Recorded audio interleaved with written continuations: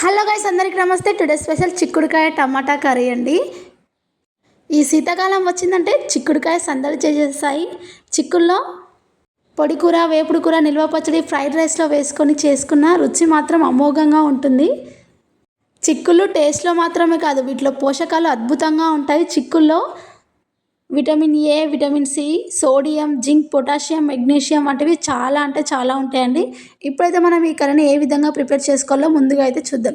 ముందుగా అయితే నేను ఒక 1/2 కేజీ చిక్కుడుకాయని తీసుకున్నాను అండి. చూడండి ఎంత ఫ్రెష్గా ఉందో.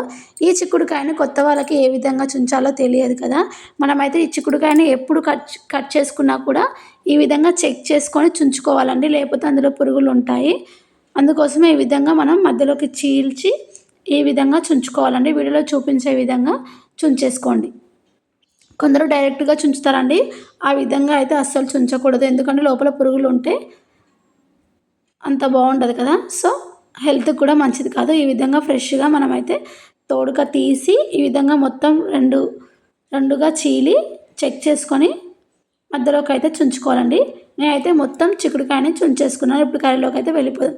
ఈ విధంగా 2 టైమ్స్ ఫ్రెష్గా కడిగేసుకొని మనమైతే కొద్దిగా సాల్ట్ యాడ్ చేసుకొని వీటిని అయితే ఉడికించుకోవాలి. చూడండి, మీరు వీలైతే రాళ్ళుప్పు కూడా వేసుకోండి. ఈ విధంగా ఉప్పు వేసుకొని మంటను హై ఫ్లేమ్లో పెట్టేసి మూత పెట్టేసి ఒక 5 మినిట్స్ కుక్ అవ్వనివ్వండి. మరీ ఎక్కువగా కాకుండా మరీ మెత్తగా కాకుండా ఉడికించుకోండి. లైట్గా ఉడికించుకోండి. ఒక 70% అయితే ఉడికించుకోండి, సరిపోతుంది. ఇప్పుడైతే చిక్కుడుగా అయితే ఉడికిపోయిందండి. ఇలాంటి హోల్స్ ఉన్న గిన్నెలోకి తీసుకొని వాటర్ అన్నీ ఉడకట్టి సైడ్కి అయితే పెట్టేసుకోండి. కర్రీ ప్రిపరేషన్లోకి అయితే ముందుగా నేను టమాటా, ఆనియన్, పచ్చిమిర్చి, కరివేపాకు పెట్టి పక్కకైతే పెట్టేసుకున్నాను. కర్రీకి సరిపడా ఆయిల్ అయితే యాడ్ చేసుకొని కొద్దిగా జీలకర్ర కూడా యాడ్ చేసుకుంటున్నానండి. ఈ విధంగా యాడ్ చేసుకొని పచ్చిమిర్చిని కూడా యాడ్ చేసుకుంటున్నాను. ముందుగా కట్ చేసి పెట్టుకున్న ఆనియన్ కూడా యాడ్ చేసుకుంటున్నాను. కొద్దిగా కరివేపాకుని కూడా వేసుకొని ఒక్కసారి అయితే అటు ఇటు కలిపేసుకొని లైట్గా సాల్ట్ కూడా యాడ్ చేసుకుందాం. ఈ విధంగా సాల్ట్ యాడ్ చేసుకుంటే ఆనియన్స్ అనేది తొందరగా ఫ్రై అయిపోతాయి. అందుకోసమే నేనైతే సాల్ట్ అనేది యాడ్ చేసుకుంటున్నాను. చూడండి, ఈ విధంగా సాల్ట్ యాడ్ చేసుకొని మంటను మీడియం టు హై ఫ్లేమ్లోకి అడ్జస్ట్ చేసుకుంటూ ఆనియన్ని మొత్తం అయితే వేయించుకోండి. ఈ విధంగా వేయించుకున్నాక మనమైతే ఆనియన్స్ గోల్డెన్ బ్రౌన్ కలర్ వచ్చేంత వరకు వేయించుకొని అల్లం వెల్లుల్లి పేస్ట్ని అయితే యాడ్ చేసుకోవాలి. చూడండి, ఈ విధంగా బాగా కలిపేసుకొని నెక్స్ట్ అయితే లైట్గా అల్లం వెల్లుల్లి పేస్ట్ అయితే యాడ్ చేసుకుంటున్నాను. 1 టేబుల్ స్పూన్ అల్లం వెల్లుల్లి పేస్ట్ వేసుకొని పచ్చివాసన పోయేంత వరకు కలిపేసుకుందాం. ఈ విధంగా కలిపేసుకున్న తర్వాత మనమైతే లైట్గా పసుపు యాడ్ చేసుకుందాం.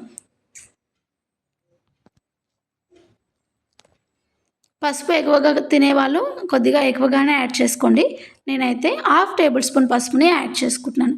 ఈ విధంగా వేసేసుకొని ఆయిల్ ఒకసారి అయితే కలిపేసుకొని మనం చిక్కుడుకాయని ముందుగా ఉడికించాం కాబట్టి ఇప్పుడు టమాటాని యాడ్ చేద్దాం. టమాటాని ఒక 70% వరకు ఉడికించుకుందాం.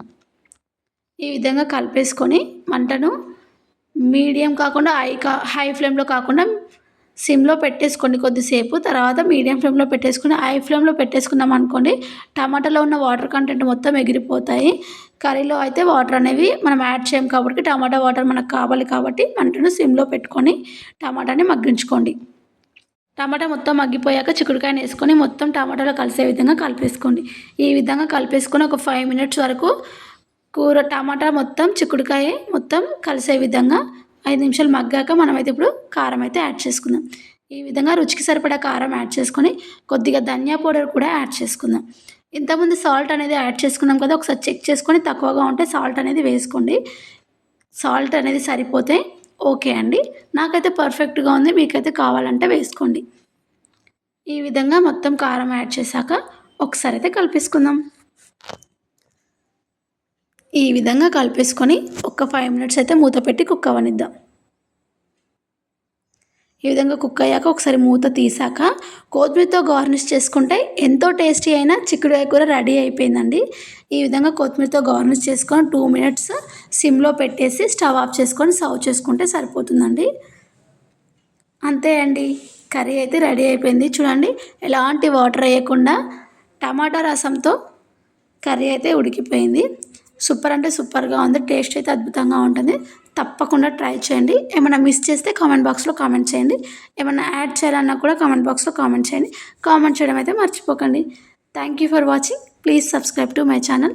థ్యాంక్ యూ అండి.